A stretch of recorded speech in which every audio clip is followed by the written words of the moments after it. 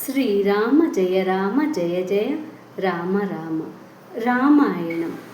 రామాయణంలోని సుందరకాండ అన్ని శుభాలు చేకూర్చే సుందరకాండ.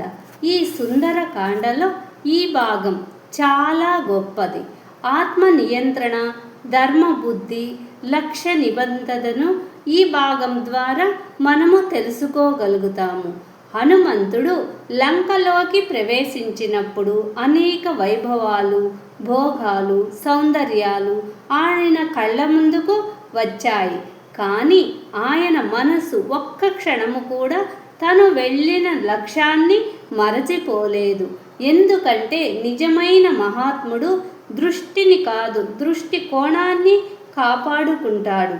మనసు పవిత్రంగా ఉంటే ప్రపంచములోని ఏ దృశ్యము మనిషిని చెడగొట్టలేదు అని హనుమంతుడు మనకు చేసి చూపించాడు. అదే పరిస్థితులే కాదు, మన అంతరంగమే మన విలువలను కూడా నిర్ణయిస్తుందని అంటూ ఉంటారు.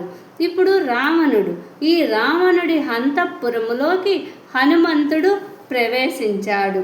అంతఃపురములోనికి ప్రవేశించిన మీదట ఒక సువిస్తారమైన తివాసి మీద బహువర్ణ శోభితమైన దుస్తులను ధరించి పడుకుని ఉన్న వేలాది మంది సుందర తరుణీమణులను చూశాడు. అర్ధరాత్రి గడిచిపోగా మత్తెక్కించే మధుర ప్రభావం వల్లను, శృంగార వినోదాల చేత అలసినందువల్ల వారు గాఢ నిద్రలో ఉన్నారు. ఆ లతాంగుల రత్న ఖచ్చితమైన కంకణాలు, వడ్డాణాలు, మంజీరాలు దగదగలాడుతూ ఉన్నప్పటికీ మౌనముగా ఉన్న వనహంసలతోనూ, సప్త భ్రమరాలతోనూ ప్రశాంతముగా ఉన్న పద్మ సరోవరములను తలపిస్తూ ఉన్నాయి. సాయం సంధ్య యొక్క ఆగమనముతో హనుమంతుడు స్త్రీలపై తన దృష్టిని సారించాడు. ప్రస్తుత స్థితిలో ఉన్న స్త్రీలు శిరోజాలు ముడివీడి వారి ఆభరణాలు చెల్లాచెదురుగా పడి ఉన్నాయి. నర్తిస్తూ సురాపానం చేస్తుండగా వారు ఎక్కడో వారి ఆభరణాలు పడిపోయి ఉన్నాయి. నురిత తిలకాలు చెదిరిపోయాయి, హారాలు తెగిపోయాయి, వారి వడ్డాణాలు జారిపోయాయి, దుస్తులు నలిగిపోయి పుష్పహారాలు తెగిపడి త్రొక్కివేయబడ్డాయి. వారు ఏనుగుల చేత ధ్వంసం చేయబడిన పుష్పలతల్లా కానవస్తున్నారు. కొందరు స్త్రీలు తమ యొక్క కంకణ భూషిత హస్తాలని తలగడలుగా చేసుకొని నిద్రిస్తుండగా, మరికొందరు తమ స్తవతుల హస్తాలను వారి ఒకరికొకరు పెనవేసుకొని నిద్రిస్తూ ఉన్నారు. ఈ దృశ్యాన్ని వీక్షించిన హనుమంతుడు, ఇవి ఎవరి అవయవాలు? ఈ హారాలు ఎవరివి? ఈ దుస్తులు ఎవరివి? ఈ ఆభరణములు ఎవరివి? అనుకుంటూ ఆశ్చర్యపడ్డాడు. నిజానికి రావణుని సహచరుణులు నిద్రలో సన్నిహితంగా ఎంతగా కలిసిపోయారంటే వారిలో ఎవరైనది అని తెలుసుకోవటం కూడా కష్టముగా ఉంది. కానీ వారు ఎవరిని సేవిస్తున్నారనే విషయంలో మాత్రం సందేహానికి తావులేదు. కామమోహితులై అసంఖ్యాకులైన రాజపుత్రికలు, బ్రాహ్మణ, దైత్య, గంధర్వ పుత్రికలు రావణునికి భార్యలైనారు. వారిలో కొందరిని వారి బంధువులు ఓడించిన మీదట రావణుడు అపహరించి తీసుకువచ్చాడు. కానీ వారంతా వాంఛామోహితులై ఇష్టపూర్వకంగానే అతన్ని స్వీకరించారు.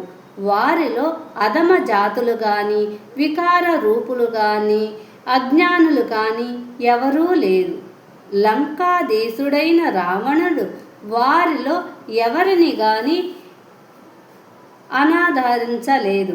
వారి నడుమ ఒక స్ఫటిక వేదికపై ఉంచబడి శ్వేత ఛత్రం చేత ఆవరించబడి పుష్ప సమలంకృతమయ్యున్న శయ్యపై మనోజ్ఞమైన పట్టు పరుపుపై పడుకొని నిద్రిస్తున్న రావణుణ్ణి హనుమంతుడు చూశాడు. రావణుడు ఒకే తలతోనూ 2 చేతులతోనూ కనిపించాడు రావణుడు.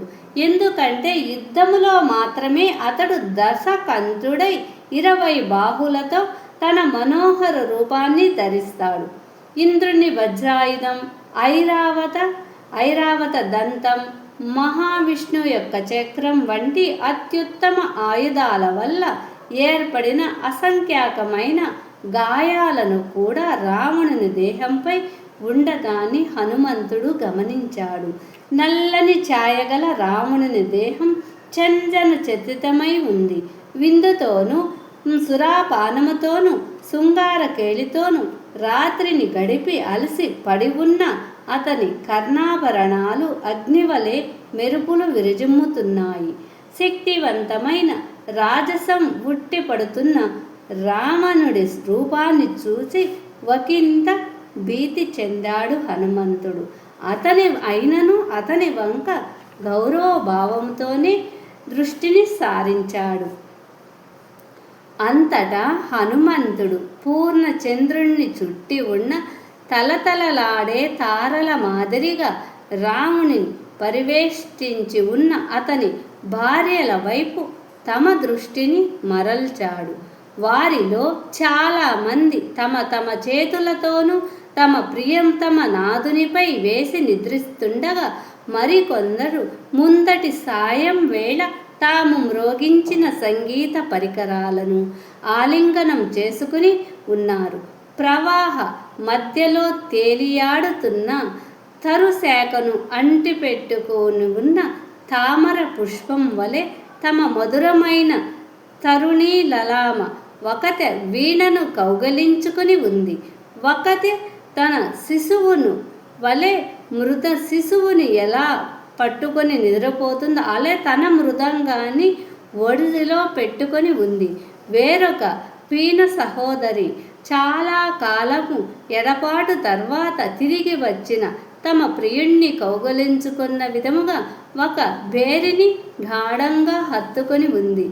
తక్కిన తరుణీ గణానికి ఒకంత దూరముగా అపరిమితమైన అలంకరణలతో శోభిల్లుతున్న శయ్యపై రావణుని ప్రీతి పాత్రురాలైన రాణి, పసిడి ఛాయగల మండోదరి.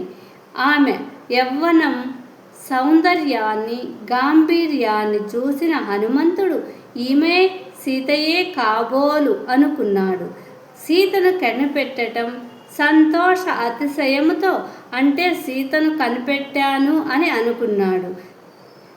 హనుమంతుడు చేతులు చరుచుకొని ఆనందముతో గంతులు వేసి తన తోకను తనే ముద్దాడుకొని ప్రసాద స్తంభాల పైకి క్రిందికి పాకి ఒక వానరం మాదిరిగానే ఉబ్బి తబ్బిపోయాడు హనుమంతుడు.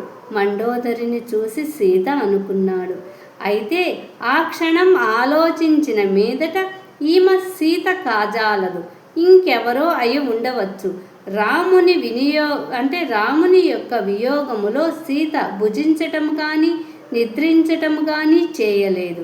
చక్కగా అలంకరించుకోవటము చేయలేదు. అతడు దేవేంద్రుడే అయినప్పటికీ పరపురుషుని సంఘాన్ని సమ్మతించటం కానీ చేయదు. నిజానికి రామునితో పోల్చినప్పుడు దేవతలు ఎంత, ఇక రావణుని వంటి దుష్ట రాక్షసుని గురించి చెప్పేదేముంది అనుకుంటూ ఆమె సీత కాదన్న నిర్ధారణకు వచ్చాడు హనుమంతుడు. ఆ తరువాత హనుమంతుడు రావణుని ప్రాసాదములోని మిగిలిన భాగాలలో ఒక గది నుండి మరొక గదికి సంచరిస్తూ తన అన్వేషణ కొనసాగించాడు. భూ పరిమాణములో మధ్య మాంసాలు నింపి ఉన్న పాత్రల మధ్య నిద్రిస్తున్న వేలాంతి మంది చంద్రముఖులను చూశాడు. పాన పాత్రలు అక్కడ చిందర వందరగా పడి ఉన్నాయి. సీత కోసం అన్వేషిస్తూ ఈ స్త్రీల అందరినీ హనుమంతుడు సన్నిహితంగా పరిశీలించవలసి వచ్చింది. అతనిలో ధర్మ సందేహాలు తలెత్తాయి. వస్త్ర ఆచ్ఛాదనం లేని స్థితిలో నిద్రిస్తున్న పరస్త్రీలను పరికించి చూస్తూ, నేను ధర్మసూత్రాలను ఉల్లంఘిస్తున్నానేమో, నా గతి ఏమవుతుంది అనుకున్నాడు హనుమంతుడు. అయితే ఒకంత ఆలోచించిన మీదట ఒక కార్యం పుణ్యకార్యమో పాపకార్యమో నిర్ణయించేది కర్తవ్య ఉద్దేశం మాత్రమే. నా ఏకైక ఉద్దేశం సీతను కనుగొనడం మాత్రమే. కనుక ఈ స్త్రీలను పరికించి చూస్తుండగా నేను మనస్సులో పవిత్రంగానే ఉన్నాను. నేను అన్వేషిస్తున్నది ఒక స్త్రీ కోసమే కనుక ఆ స్త్రీ జనం మధ్య కాక ఇంకెక్కడ వెతుకుతాను? ఇదంతా నేను శ్రీరాముని సేవలోనే చేస్తున్నాను. అందువలన నేను పరస్త్రీలను చూడడం పాపకార్యం కాజాలదు అని నిర్ణయించుకున్నాడు శ్రీరామ్ అని హనుమంతుడు. అంటే ఒక స్త్రీని చూడకూడని పరిస్థితుల్లో చూస్తూ ఉన్న తను వచ్చిన లక్ష్యాన్ని దృష్టిలో పెట్టుకొని హనుమంతుడు తన మనస్సులో ఇలా అనుకున్నాడు. రాముని ప్రాసాదములో కూడా తన అన్వేషణను పూర్తి చేసి సీత జాడను కనిపెట్టలేకపోయిన హనుమంతుడు ఆమె ఇక జీవించలేదన్న నిర్ధారణకు వచ్చాడు. అతని హృదయం విషణ్ణమైంది. తన రాక కోసం ఉత్సుకతో నిరీక్షిస్తున్న ఇతర వానరాలకి ఏమని చెప్పాలి అని మదనపడ్డాడు. అయితే మొక్కవోని పట్టుదలయే విజయాన్ని సాధించి పెడుతుందని తనకు తాను గుర్తు చేసుకుంటూ హనుమంతుడు తన నిరాశతో పోరాడాడు. అప్పటికి ఉత్తమ ఫలితాన్నే ఆశిస్తూ ఇంకా మరుగున ఉండిపోయిన స్థలాలలో ఆయన వెతకటం ప్రారంభించాడు. కానీ లంకా నగరాన్ని పదే పదే గాలించిన హనుమంతుడు పూర్తిగా నిస్పృహ చెందాడు. అంటే నిరాశకు లోనై సీత లంకలో ఉన్నదని నమ్మకంగా చెప్పినప్పటికీ సీత లంకలో ఉందని సంపాతి నమ్మకముగా చెప్పినప్పటికీ హనుమంతుడు మాత్రం ఆమెను కనిపెట్టలేకపోయాడు. ఏమి జరిగి ఉంటుందనే విషయంపై పది విధాలుగా ఊహించసాగాడు.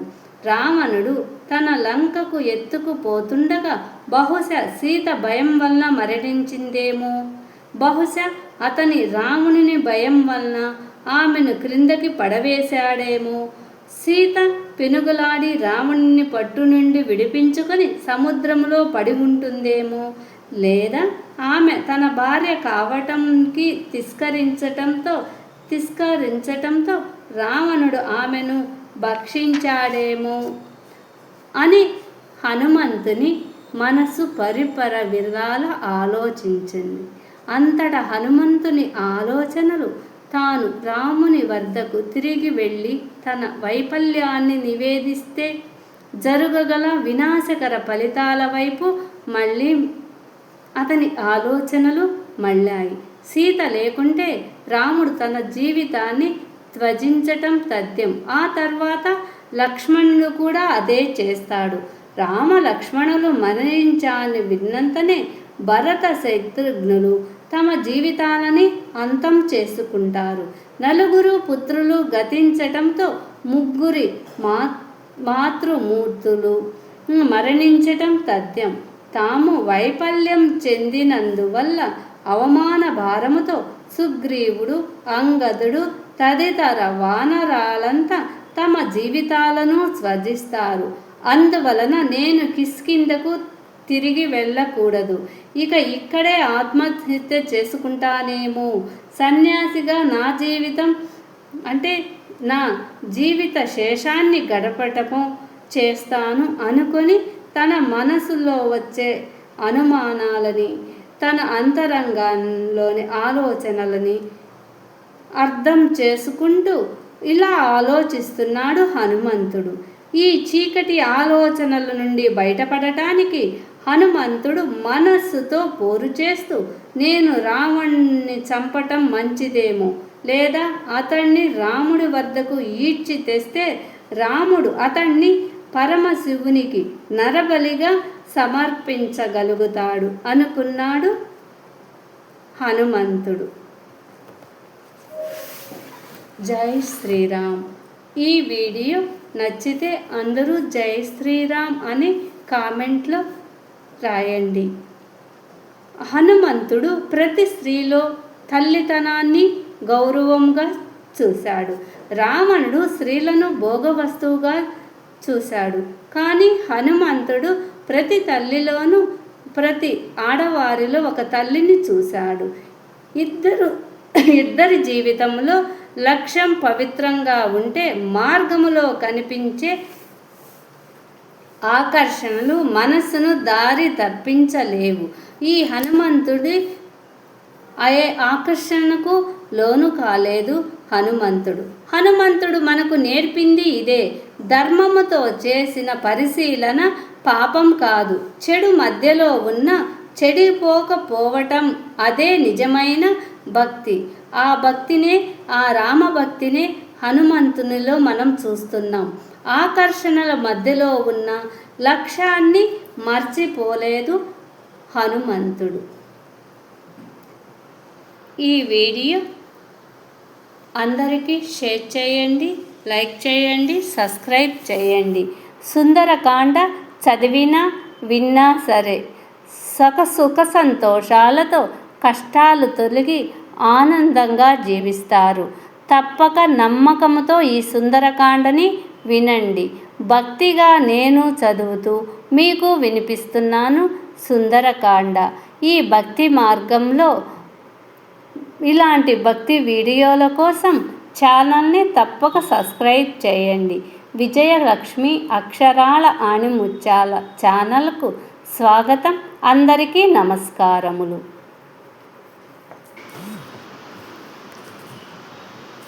శ్రీమాత్రే నమః.